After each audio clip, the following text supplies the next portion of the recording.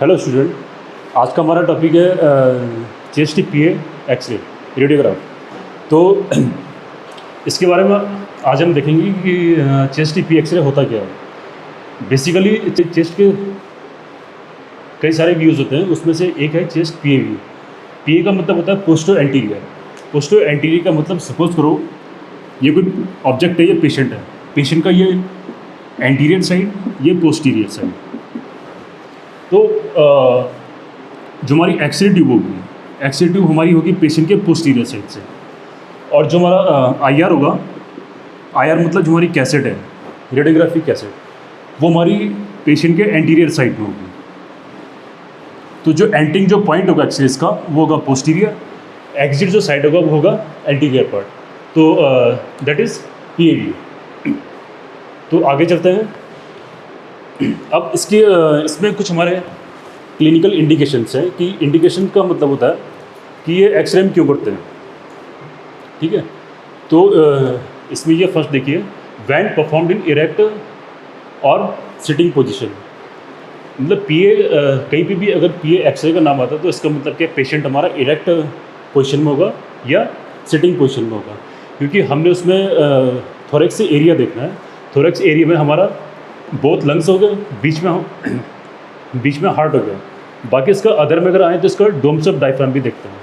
तो इसलिए क्या है, मेनली जो हमें लंग्स एरिया देखना है तो उसके लिए हमारे पास पेशेंट की पोजीशन इरेक्ट और या अगर माना इरेक्ट अगर पॉसिबल नहीं है तो उसका सिटिंग पोजीशन में करते हैं। तो इसका फर्स्ट जो उसका इंडिकेशन है वो है प्लूरल इफ्यूजन। प्लूरल इफ्यूजन क्या है कि कोई भी अगर लंग्स एरिया में प्लूरल स्पेस में, प्लूरल स्पेस क्या होता है, लंग्स फील्ड और चेस्ट वॉल के बीच में जो भी स्पेस होता है उसे बोलते हैं प्लूरल स्पेस। वहाँ पे अगर कोई भी एक्यूमुलेशन ऑफ फ्लूइड, कोई भी अगर फ्लूइड अगर वहाँ पे एक्यूमुलेट होता है तो वो हमारा सिम्टम होता है, उसमें वो मतलब कंडीशन होती है प्लूरल इफ्यूजन के नाम से। सेकेंड वन है एम्पाइसीमा।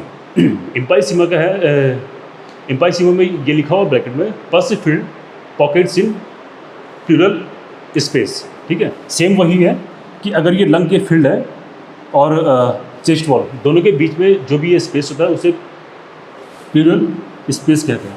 ठीक है, वहाँ पे अगर कोई भी अगर पस की फॉर्मेशन होती है तो वो कंडीशन होती है एम्पाइसीमा। थर्ड वन है हीमोथोरेक्स। हीमोथोरेक्स भी सेम है, हीम माने होता है ब्लड, थोरेक्स माने लंग्स। तो अगर लंग अगर फील्ड में कोई भी अगर ब्लीडिंग है तो वो कंडीशन होती है हीमोथोरेक्स। नेक्स्ट वन इज है न्यूमोथोरेक्स।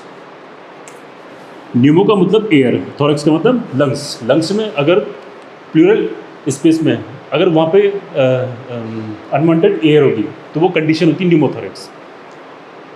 नेक्स्ट इसका जो इंडिकेशन है वो है साइन ऑफ इन्फेक्शन। तो इन्फेक्शन ये सारी इन्फेक्शन ही है, तो कोई भी अगर हमारा इन्फेक्शन है उसको हमने अगर देखना है तो उसके लिए हम पेशेंट का चेस्ट पीए व्यू करते हैं। नेक्स्ट वन इज है ट्यूबरक्लोसिस। ट्यूबरक्लोसिस और टीबी। पेशेंट अगर टीबी का है उस कंडीशन में भी पेशेंट का पीए चेस्ट एक्सरे व्यू करते हैं। ये तो हो गया लंग से रिलेटेड। लास्ट वन इज है heart size and heart position. ठीक है, लंग्स के अलावा अगर हमने पेशेंट के हार्ट की लोकेशन और उसका साइज़, उसकी पोजीशन को अगर देखना है उसके लिए भी चेस्ट पीए व्यू करते हैं। राइट, आगे चलते हैं। आगे इसमें आता है पेशेंट की पोजीशन क्या होगी। अगर हम पेशेंट का पीए चेस्ट एक्सरे कर रहे हैं तो पेशेंट की पोजीशन क्या होगी।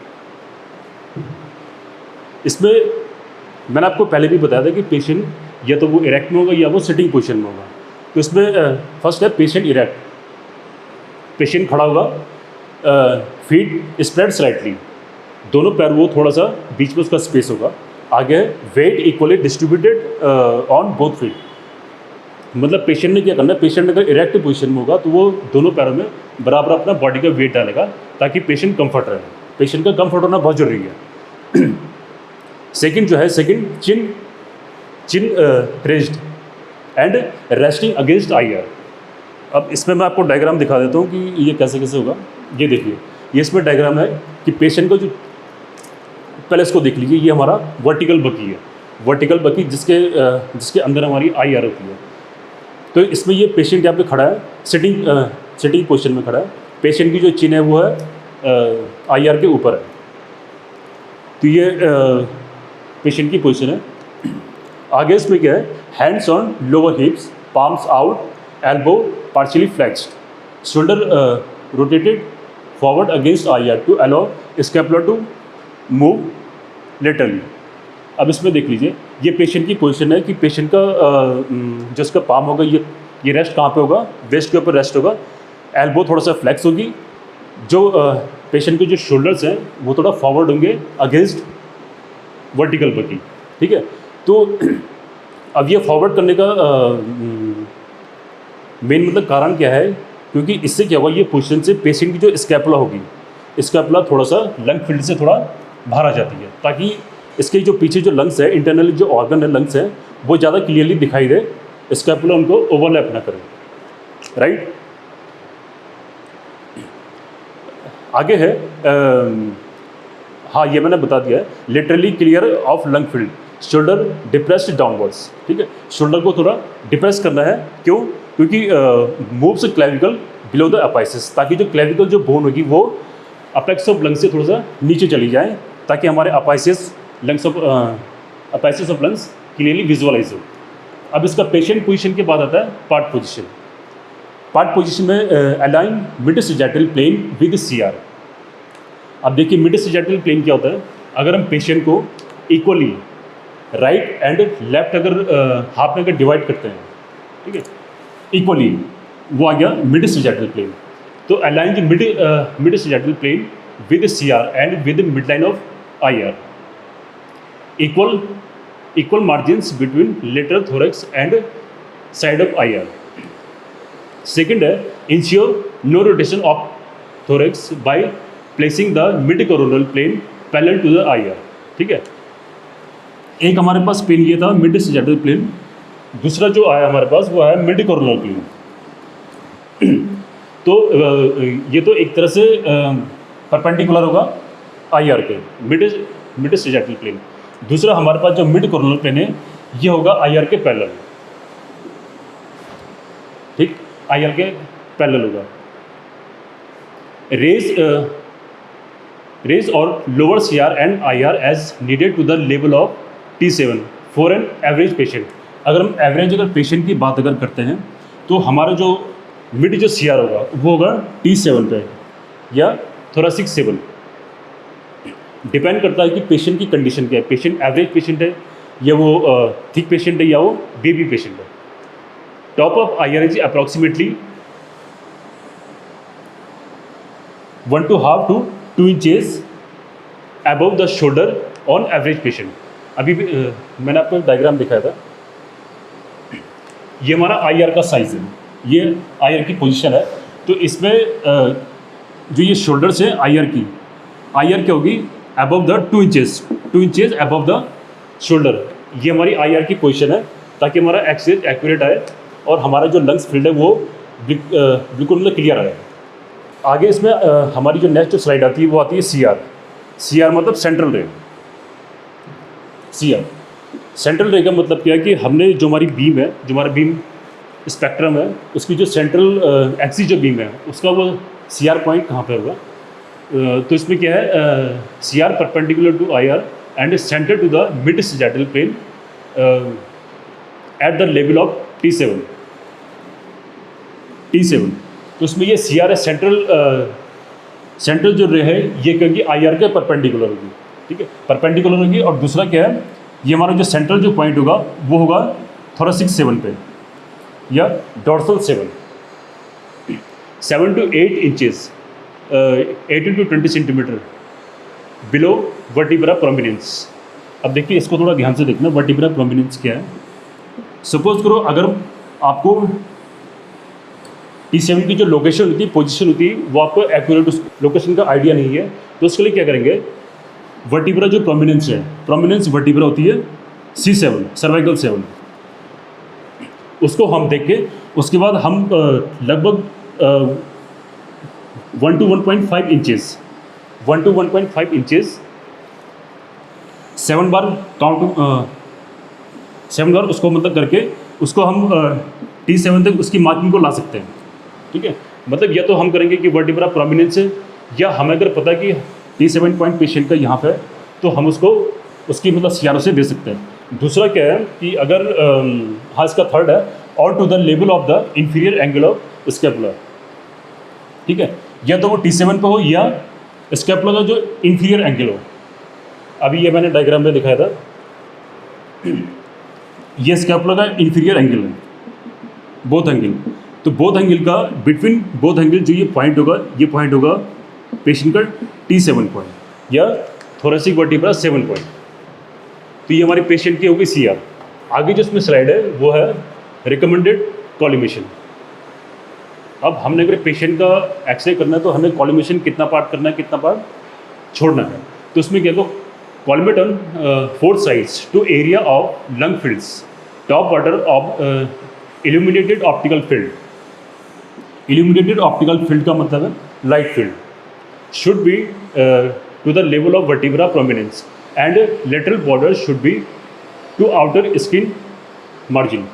अब देखो इसमें क्या है, सपोज करो ये कोई हमारे पास ऑब्जेक्ट है, हमने अभी इस पार्ट का एक्सरे अगर करना है तो हम इसको क्या करेंगे, फर्स्ट इसको कॉलिमेट करना है। तो कॉलिमेट जो इसकी मार्जिन है, जो इसकी आउटर मार्जिन है, ये मार्जिन, ये और ये मार्जिन, हमने उसको पूरा इसी एरिया में इसका ऑप्टिकल फील्ड ओपन करना है। ऑप्टिकल फील्ड क्या है, लाइट फील्ड। लाइट फील्ड इतना ओपन करके फिर इसके बाद इसको एक्सपोज कर सकते हैं। नेक्स्ट इस पर स्लाइड है रेस्पिरेशन, कि अगर हम चेस्ट एक्सरे कर रहे हैं, चेस्ट की एक्सरे अगर कर रहे हैं तो उसमें रेस्पिरेशन का मतलब पेशेंट को सांस के लिए क्या बोलना है। तो उसमें क्या, exposure is made at end of second full inspiration. Patient को बोलना है कि जब मतलब हम आपको बोले तो आपको एक गहरी सांस अंदर लेके सांस को रोकना है। आगे इसमें नेक्स्ट है टेक्निकल फैक्टर। अब देखो जितने भी हमारे पास एक्सरेज हैं, तो उसका एक अपने आप पे एक वो टेक्निकल फैक्टर होता है, ठीक है। टेक्निकल फैक्टर में क्या है, फर्स्ट है इसमें मिनिमम SID। अब हमारे पास मिनिमम SID क्या है, SID का मतलब होता है सोर्स टू इमेज डिस्टेंस।